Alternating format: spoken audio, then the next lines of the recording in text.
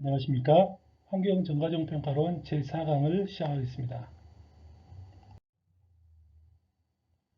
자, 이번 제4강에서는 전과정평가의 세 번째 구성요소인 전과정 영향평가를 설명드리겠습니다.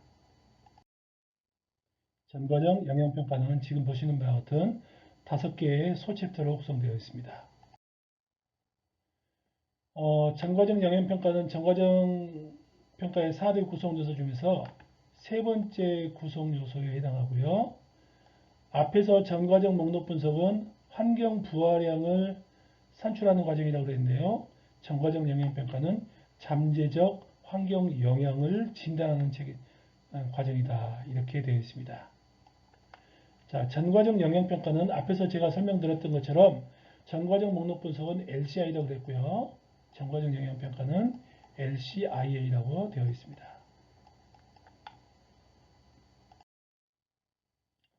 자, 그러면 목록 분석은, 전과적 목록 분석은 환경 부하량을 선정하는 거고, 전과적 영향평가는 잠재적인 환경 영향을 진단하는 과정이다.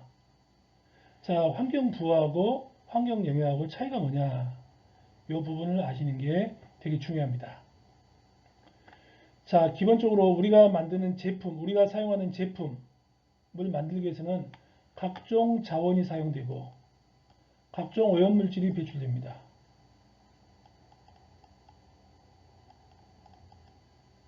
근데 이런 자원이나 오염물질 같은 것들은 자원을 많이 사용하거나 오염물질을 많이 배출하는 거 요거 자체가 환경 영향입니까?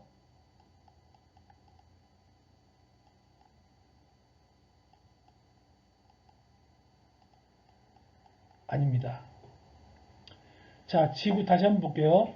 지구에 온실가스입니다. 요즘에 탄소 중립 해갖고 기후변화 문제가 되게 큰 이슈인데요. 공장에서 연료를 연소시키면 CO2가 이산화탄소가 대기 중으로 날아가죠. 대기 중으로 이산화탄소가 배출되는 그 상태가 환경 영향입니까? 아닙니다. 이산화탄소가 대기 중으로 배출돼서 지구가 허용할 수 있는 농도 이상으로 그 농도가 짙어지면은 그로 인해서 지구의 온도가 높아지는 것으로 나타나는 그 자체가 환경 영향입니다. 즉, 지구로 이산화탄소를 배출하는 그 과정, 지구로 이산화탄소를 배출하는 것, 그게 바로 환경 부하입니다. 환경 부하하고 환경 영향하고는 정말 전혀 다릅니다. 자, 이렇게 환경 부하 물질이 배출이 돼서 지구가 허용할 수 있는 범위를 벗어나게 되면 영향으로 나타나죠. 그게 환경 영향입니다.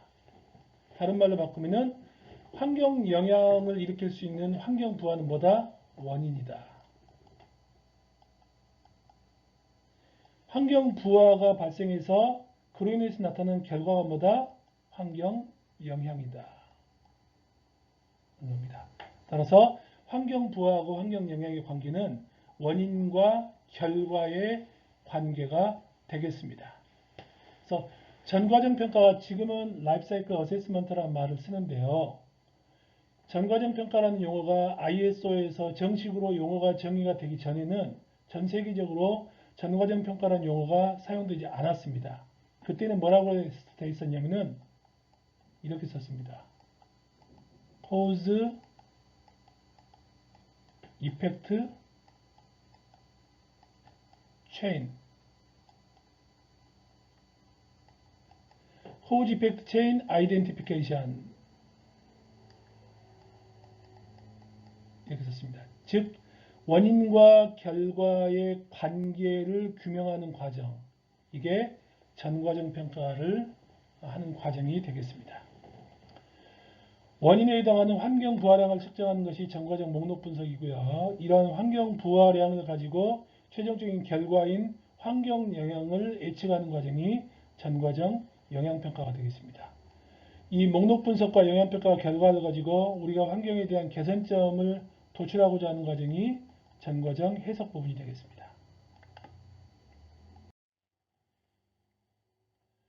앞에서 전과정 목록 분석과 전과정 영향평가는 둘 다 LCIA라고 그랬습니다.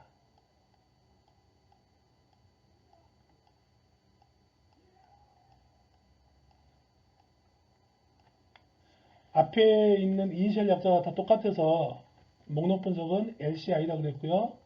여기는 LCIA라고 부른다 이렇게 말씀드렸죠. 근데 마지막에 A에 해당하는 어세스먼트, 어널리시스를 보면은 목록 분석은 어널리시스고요. 영향평가는 어세스먼트입니다. 근데 전과정 평가는 뭐죠? 라이프 사이클 어세스먼트예요.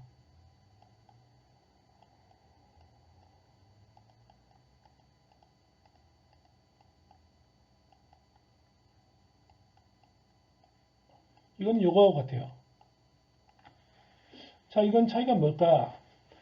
영어적으로 볼 때, 전 영어는 잘 못하지만 어감성으로 볼 때 어널리시스는 과학적이고 객관적인 분석과 같은 어떤 그런 입장이 있습니다. 반면에 어세스먼트 그러면은 평가 이런 부분이기 때문에 평가한다는 것은 사람이 평가하죠. 그에 대해서 뭔가 계측기를 갖고 평가할 수 있지만 데이터를 가지고 주관적인 평가도 평가에 포함될 수 있습니다.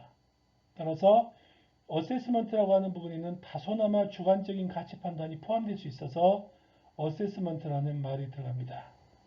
다시 한번 정리하겠습니다. 목록 분석 과정은 전과적 목록 분석 과정은 우리가 업체로부터 데이터를 수집해서 사측 연산에 의해서 그 데이터를 제품의 기능 단위당으로 환산하는 과정이기 때문에 다분히 과학적이고 객관적입니다. 따라서 어널리시스라고 이야기할 수 있고요. 전과적 영향평가는 그러한 환경 부하량을 가지고 최종적으로 환경 영향을 예측하는 과정에 있어서 사람의 주관성이 일정 부분 가미될 부분이 있기 때문에 어세스먼트라는 말을 씁니다. 자, 이 두 가지가 합해져서 최종적으로 전과정 평가가 되겠는데 이 전과정 평가는 어널리시스하고 어세스먼트의 교집합은 뭐다? 어세스먼트다. 이렇게 이야기할 수 있습니다.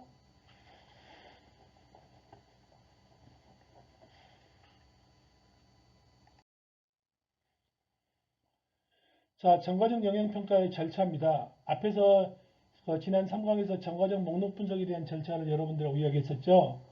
그 절차를 머릿속에 잘 정리를 해 두셔야 이해하기가 쉽습니다. 물론 전과적 영향평가도 절차가 있고 이 절차를 잘 이해하시는 것이 상당히 중요합니다. 한번 보시겠습니다. 환경 부하량이 있습니다. 목록 분석 단계에서 뭐 CO2도 있고요. 그 다음에 뭐 메탄도 있고요. CFC도 있고요. SO2도 있고요. 그 다음에 여기 보면은 석유도 있고요. 여러 가지가 있습니다. 이것들은 전부 다 기본 흐름입니다. 환경 부하죠. 근데 이것들은 환경 영향은 아니죠. 그럼 이것들로 인해서 환경 영향을 예측하기 위해서는 각각의 환경 부하가 어떠한 환경 영향을 일으킬 수 있는지를 규명하는 과정이 첫 번째가 필요합니다. 어떠한 환경 영향을 일으킬 수 있는지를 알아야만 얼마만큼의 환경 영향이 얼마만큼 될지에 대한 정량적인 수치를 우리가 판단해 갈 수가 있잖아요. 그래서 첫 번째로 어떠한 환경 영향을 일으킬 수 있는지를 규명하는 과정이 필요합니다. 바로 그 과정이 분류화하는 과정입니다. 이 두 가지는 기후변화에 영향을 일으키고요. CFC라고 하는 것은 오존층을 파괴시키는 거고요. SO2는 우리한테 산성비를 유발시키는 원인을 주고요. 석유는 자원 고갈을 일으킬 수 있습니다. 이렇듯 환경 부하와 관련된 이 물질들은 수백 개, 수천 가지가 있습니다. 이러한 물질들이 각각의 어떠한 환경 영향을 일으킬 수 있는지를 서로 클래시피케이션, 분류하는 과정은 사람이 하는 게 아니라 누가 한다? 소프트웨어가 알아서 합니다.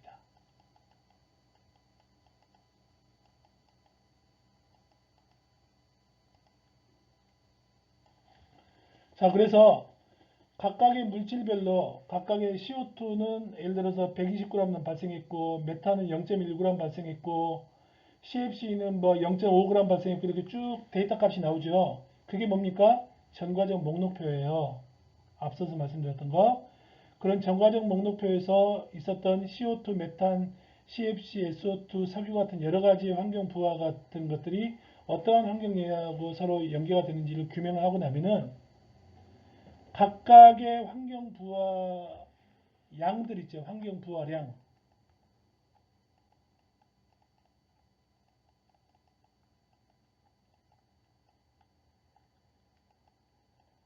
양하고 해당되는 I라는 환경 영향을 일으킬 수 있는 계수가 있습니다. 이 계수를 곱해서 여기 이 계수는 기후변화 계수면 기후변화 영향이 되고요. 산성화 계수면 산성화가 되고요. 부영향화 계수가 되면 부영향화가 됩니다. 이렇게 만들어지는 결과가 특성화입니다. 이 특성화의 결과가 잠재적 환경 영향이 되겠습니다. 아까 여러분들한테 포텐셜이라는 말을 썼었죠. 이 잠재적 환경 영향이라고 하는 것이 특성화 결과입니다. 자, 여기까지가 강제 요소에 포함됩니다. 이 다음부터는 해도 되고 안 해도 됩니다. 다시 말하면 해당되는 제품에 대한 환경 영향은 여기서 끝났습니다. 우리가. 요 다음 단계부터는 뭐 하는 거냐면은 특성화에서 나오는 잠재적 환경 영향을 우리가 이해하기 쉽게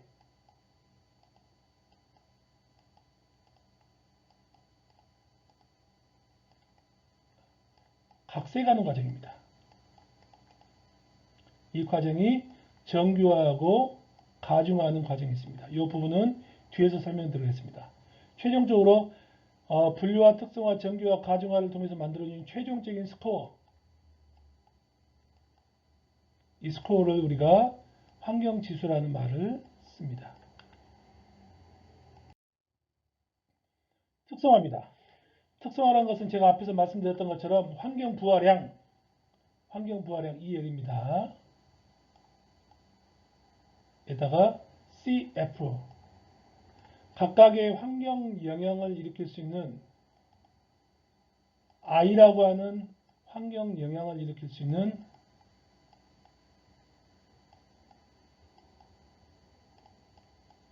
인자입니다.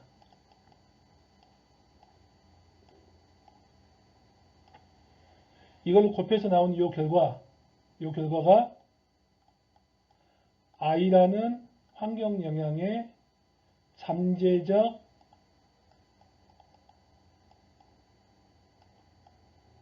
환경 영향이 되겠습니다.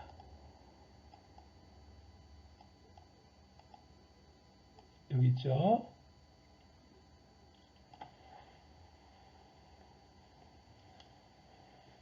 자, 그런데 이 특성화 결과, 이 잠재적 환경 영향을 산출하는 건 참 좋습니다. 근데 특성화 결과를 보면은 지구온난화의 특성화 결과의 단위는 즉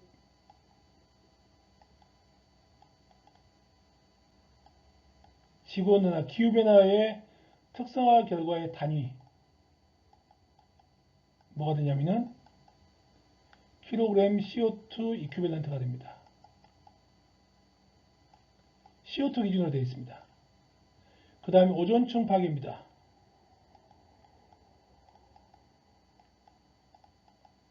오존층 고갈은 킬로그램 기준 물질이 CFC예요. CFC 11 이큐밸런트로 되어 있습니다. 그 다음에 자원 고갈입니다. 이거는 킬로그램 SB라고 하는 자원이 있습니다. SB라는 이 자원을 기준으로 평가가 다 되어 있습니다. 결과가 나옵니다. 산성화입니다. 산성비 내리는 거. 이 산성비 내리는 것은 킬로그램 SO2 되어 있습니다.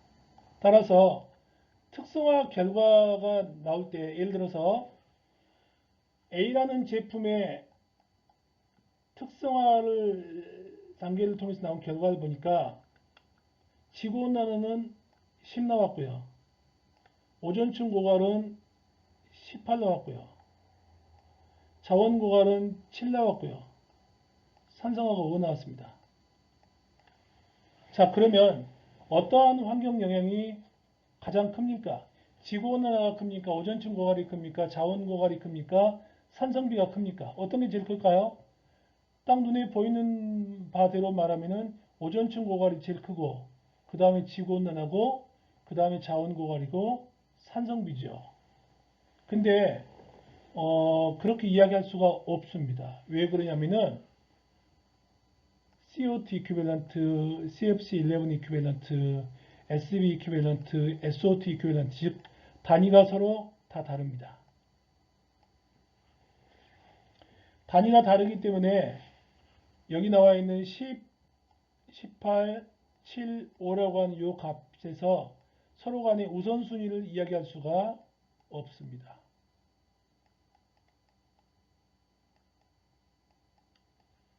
이해가 되나요? 자, 특성화 결과는 잠재적인 환경 영향이다라고 말씀드렸어요. 잠재적 환경 영향이다. 따라서 이 결과가 상당히 가장 중요한 결과인데, 이 특성화 결과가 가지는 가장 큰 한계점이 뭐냐면은 각각의 환경 영향별로 평가 결과의 단위가 다 달라서 서로 간의 환경 영향 간의 우선순위를 이야기할 수가 없다. 이게 가장 큰 한계점입니다. 이해되셨죠? 자, 특성화 결과입니다. 이 특성화 결과가 이렇게 나옵니다. ARD라고 하는 것은 자원 고갈을 의미하고요. GWP는 지구온난화, 기후변화를 말하는 거고요. ODP는 오존층 고갈, POCP라고 하는 것은 스모그입니다. 스모그 문제고요. 이거는 산성화고요. 이거는 독성, 이거는 부영향화, 이것도 독성, 이것도 독성, 뭐 이런 겁니다. 자, 이렇게 놓고 볼 때 결과가 어떻게 나옵니까? 전부 다 퍼센테이지 100%를 기준으로 100%인 똑같아요. 따라서 서로 다른 환경 영향 간의 우선순위를 비교할 수 있다 없다? 비교할 수가 없습니다. 단지 어떻게 나오느냐? 기후변화만 놓고 보죠. 기후변화만 놓고 볼 때 기후변화에 가장 크게 영향을 주는 게 뭐죠?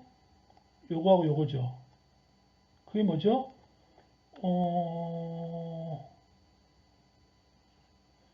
ABS 파우더하고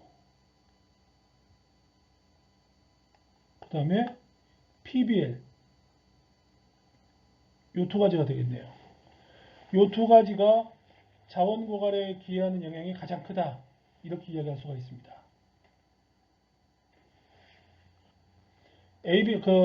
이 제품 만들 때 ABS 파우더가 원료가 들어가고 여기 보면은 폐수가 발생하고 여기는 공정수 여러 가지 원료가 들어가고 이러는데 각각의 원료가 CO2 배출에 기여하는 기여도를 서로 비교할 수는 있어도 서로 다른 환경 영향끼리는 비교할 수가 없다는 겁니다. 이해되셨죠? 이게 특성화 결과의 한계입니다. 자, 그러면 이 특성화 단계의 다음 단계가 뭡니까? 정규화 단계입니다. 그럼 정규화 단계는 뭐하는 단계냐? 특성화 단계의 한계점을 보완하는 단계입니다. 특성화의 한계점이 뭡니까? 단위가 달라서 환경 영향 간의 비교가 안 되는 거죠. 여기서 그래서는 단위를 통일하는 과정이 정규화 과정이 되겠습니다.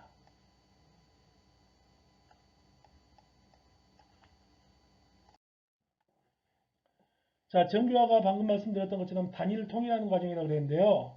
단위를 통일하기 위해서는 정규화라고 하는 이 결과는 EL이라고 하는 잠재적 환경 영향, 이게 뭡니까? 특성화 결과입니다.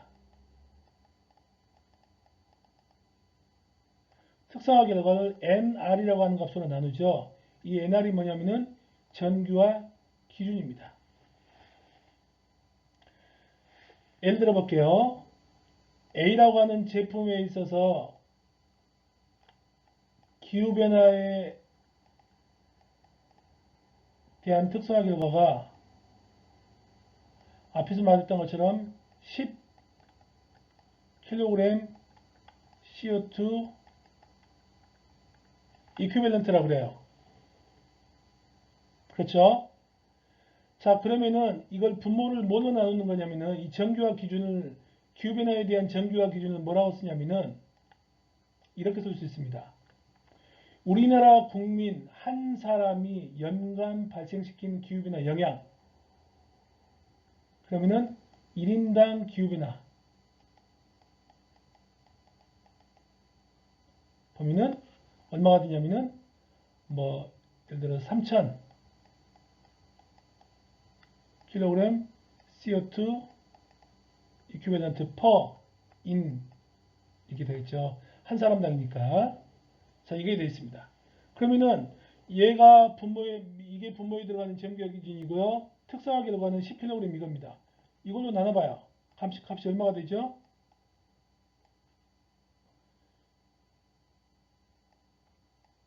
300분의 1. 그 다음 뭐가 돼요? 인이 되죠. 요거 지워지고요. 그렇죠? 네. 똑같습니다. 기후변화는 킬로그램 CO2 이퀄런트인데 앞에서 말씀드렸던 것처럼 오존층 고갈 같은 경우에는 18이었습니다.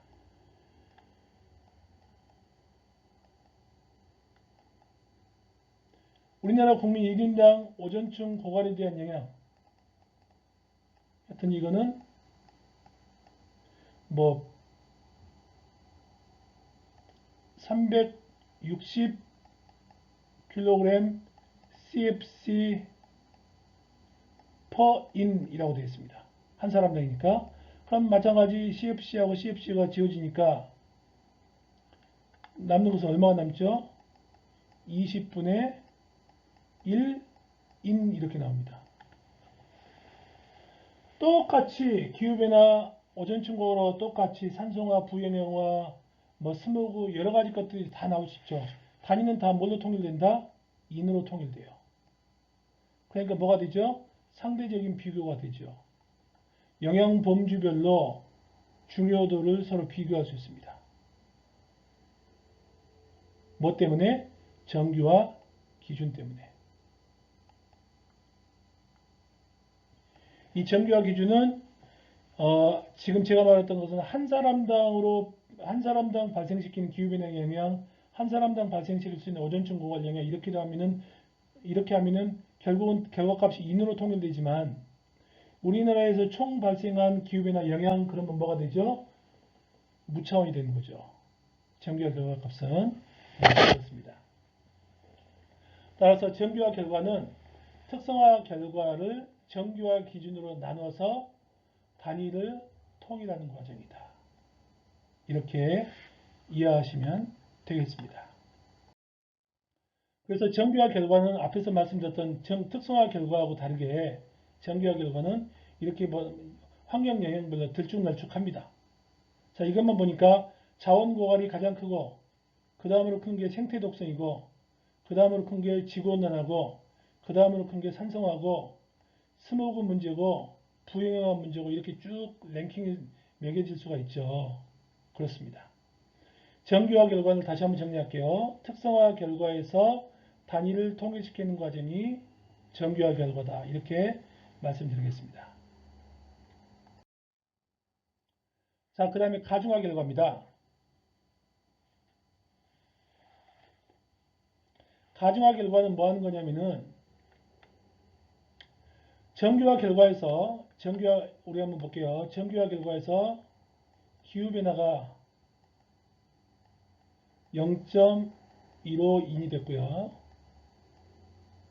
자원 고갈이 0.3인이 됐고요. 산성화가 0.2인이 됐다고 봐요. 자, 그럼 이 셋 중에서 환경 영향이 가장 큰 게 뭐죠? 이것만 봤을 때는 자원 고갈이 첫 번째로 크고 두 번째는 얘가 크고 기후변화가 영향이 제일 적은 걸로 보이죠. 근데 여기서는 아주 큰 한계점이 있습니다. 어떠한 한계점이 있냐면은 자, 여기서는 우리 사회에서 기후변화에 대한 중요도하고 자원 고갈에 대한 중요도하고 산성화에 대한 중요도를 전부 다 1로 놨다라는 전제하에서 평가한 것이 정규화 결과입니다. 따라서 정규화 결과는 그 사회에서 느끼는 동시대를 살고 있는 그 지역에 사는 사람들이 느끼는 환경의 체감도가 반영이 되어 있지 않은 상태입니다. 모든 환경 영향에 대해서 중요도를 다 일러본 거죠. 따라서 정규화 결과만을 가지고는 그 사회의 특성을 반영할 수가 없습니다. 가중화 결과는 정규화 결과에다가 그 사회가 받아들이는 환경에 대한 중요도 가치를 지표화시킨 것을 거기다 곱한 것이 가중화 결과가 되겠습니다. 이해되셨죠? 지금 보시는 바와 같이 이게 NI라고 하는 것이 정규화 결과입니다. 거기다가 각각의 환경 영향, I라고 하는 환경 영향에 대한 우리 사회의 가중이, 환경적인 중요도를 말하는 가중화 인자를 곱해서 최종적으로 만들어진 결과가 가중화 결과입니다. I라는 영향범주에, 이 I라는 영향범주의 I는 1부터서 N까지 WI 값. 이게 뭐냐면은 환경지수가 되겠습니다.